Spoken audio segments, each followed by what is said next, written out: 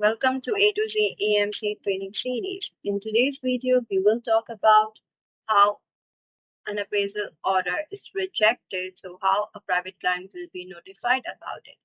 So as you can see, this is an appraisal order that is in submitted condition, and if you move to the status updates, as it was requested changes as well, and now it's in submitted condition again.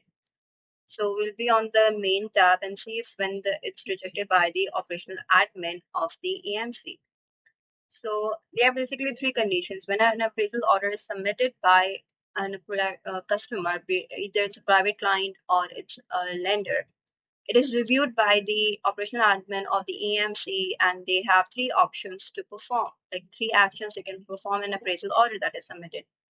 They can accept that appraisal order if they find everything is well. They can reject that appraisal order if they don't feel to be working for that appraisal order. And third, they can request for changes if any changes are requested. So we have a separate video for all of these.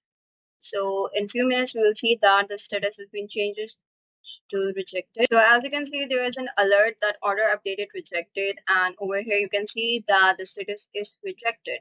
So when I click on this appraisal order and status update, so it says that the rejected and why it was rejected, so the reason as well.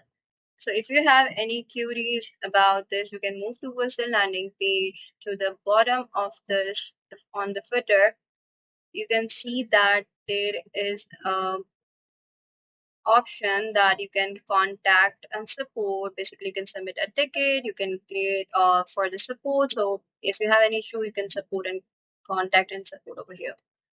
So that's all for today's video. So thank you for watching.